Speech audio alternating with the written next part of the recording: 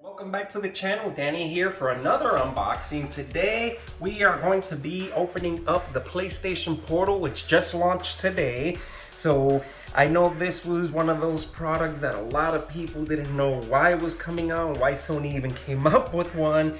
But being a dad myself, having kids, I think this is the product exactly for me. So let's go ahead and get this opened up and let's get started.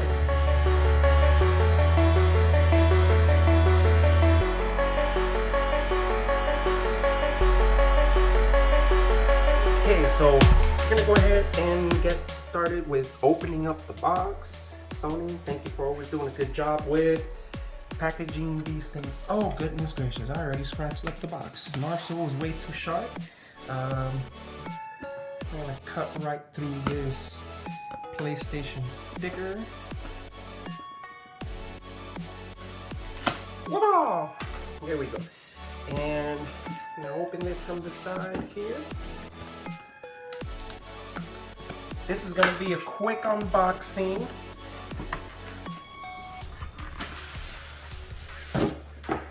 Alright, so the PlayStation remote player, lecture à distance, French for PlayStation remote player. And cool little box. It has a really cool tab here for you to kind of pull it and open it up. So really cool. Usually when you buy a PlayStation product, all the boxes have been white, so this is the first time we actually get a gray box. Cool PlayStation logo on there. I'm gonna go ahead and pull this out. There's some items there, some cables. We'll check that out in a moment. But let's go straight into the main event here. This is the PlayStation Portal. Pretty light. It has a screen protector, which is pretty cool. As you can see, is pretty much exactly like the DualSense as far as the controller grips go, and it just has the screen right in the middle.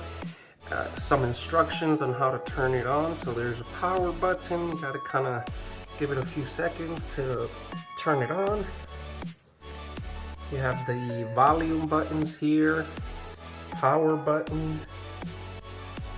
I guess this is the connection button to pick up your Wi-Fi. Speakers are on the top. Not sure if there are any on the bottom. I'm assuming that it is the microphone, headphone jack, and USB-C connector.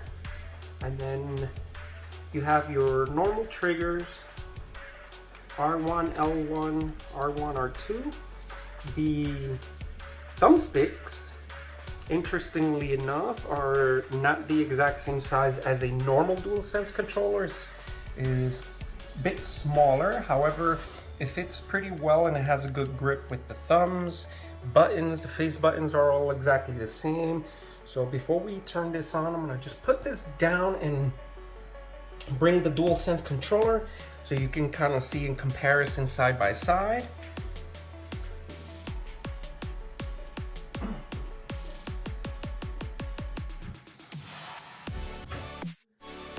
All right, here's the DualSense controller here. As you can see, the thumbsticks are bigger on the regular DualSense. The directional buttons are also slightly bigger. The buttons, the face buttons, square, triangle, circle, and X are exactly the same. Everything else is pretty much the same. I also kind of wanted to bring out the controllers for the PlayStation VR.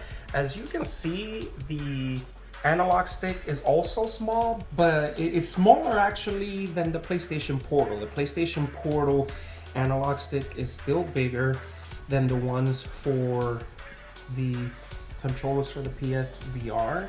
So as you can see, original DualSense has the biggest analog sticks, then the PlayStation Portal, and then the VR controllers. So just to kind of show some comparison there. Now, just to get this started, I'm gonna go ahead and remove the film here from the screen. And as you can see, the screen is pretty big. I know it's a LCD screen, it's not OLED. However, from some of the reviews that I've read, I've heard that it still looks great. So I'm gonna try to power this up. The power button is up top. I'm gonna go ahead and leave that pressed for a few seconds, and we'll see how this turns on. There it is, PlayStation logo. It's powering up.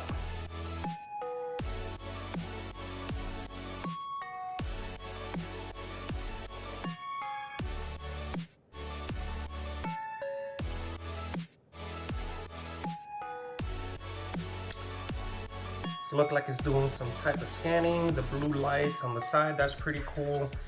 And here's the setup. I will say straight off the bat, I really love how this feels. It's very comfortable. I'm able to wrap my hands around it. It's a good fit for my pretty big old hands. So let's go through some of the setup options here. So I'm gonna go with English, of course.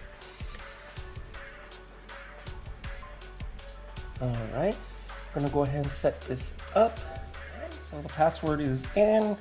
Gonna go ahead and connect to the Wi-Fi. As you may already know, this device connects through Wi-Fi. Doesn't run games natively. This is solely intended to do remote play. Apparently, I did not put the correct password. Let's try this again.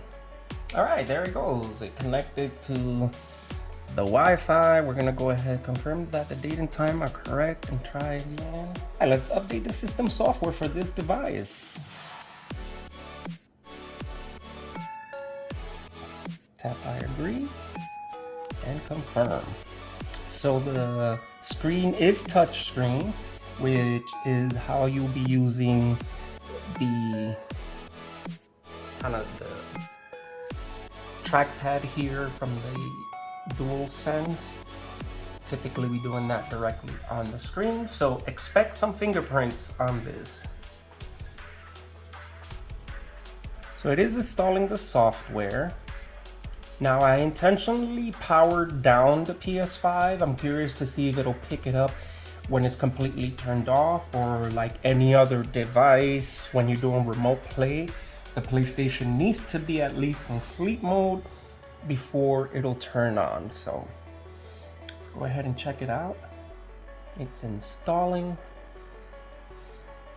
and as it installs, we'll kind of continue looking at this device.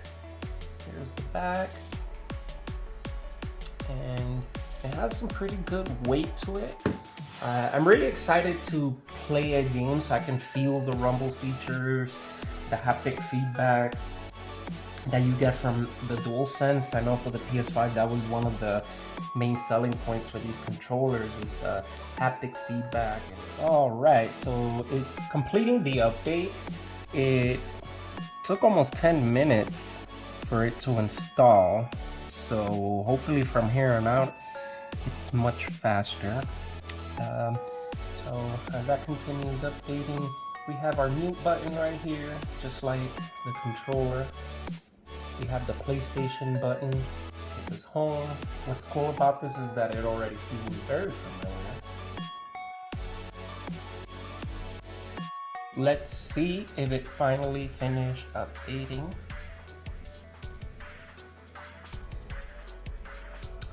All right, to sign in and scan QR code. All right, after signing into my PlayStation Network account, now I'm gonna select PS5. This is the PS5, it's paired with it. Allow connection to PS5. Turn on your PS5. From the PlayStation 5 home screen, go to settings, remote play, and turn on enable remote play, which it already has. While PS5 is in rest mode suggested.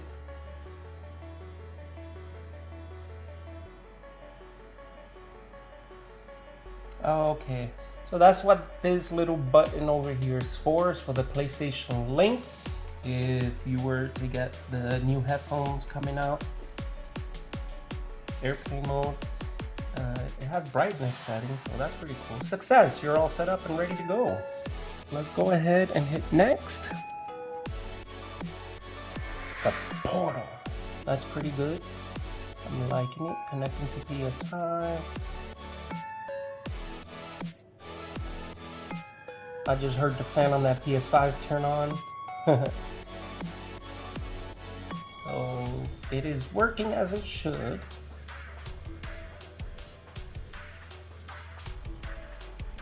Let's see how long it takes to connect.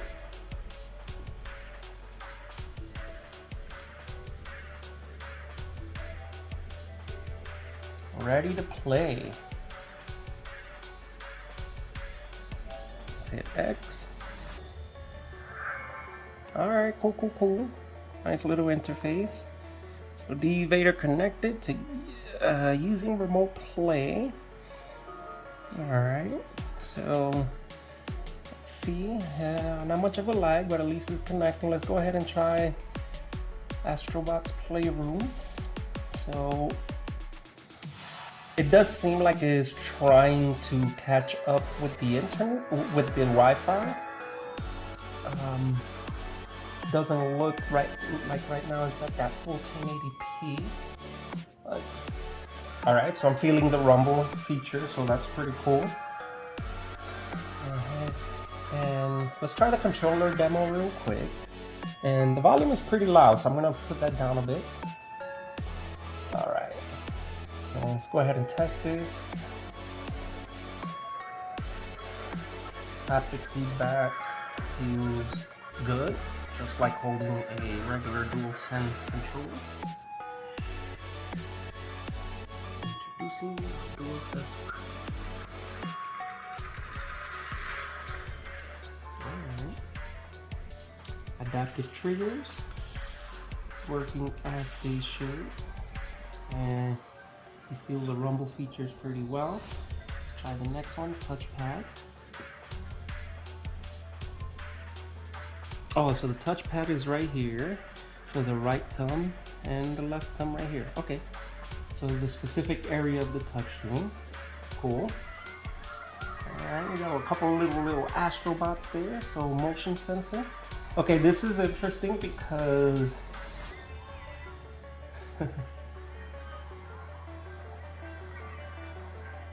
alright, and the microphone. Oh, it's on mute, the DOI.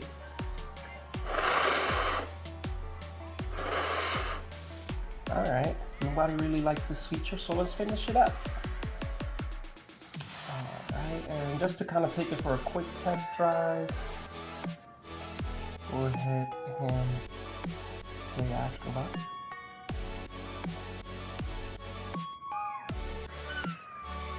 Alright, so I really love how bright the screen is. The control is responsive, doing a pretty good job of alright,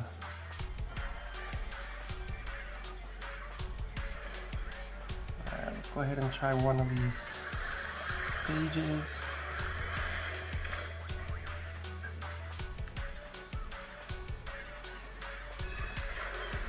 So I've used remote play quite a bit in the past, and one of the more challenging things is just kind of having that experience where you're getting the complete rumble features. Even when you connect through, let's say, your iPad and you use the DualSense controller through Bluetooth on your iPad, you're not getting the force feedback, you're not getting all the features that the DualSense has. So the fact that you can use remote play with all of the amazing features that the... Okay, this requires a little motion control.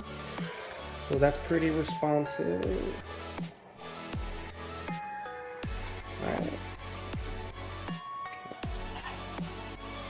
Alright. So I'll certainly be giving this more hands-on play. I will be giving a bit of my thoughts and impressions on this, but I will say this screen is lovely. Even though it's an LED screen, it's bright.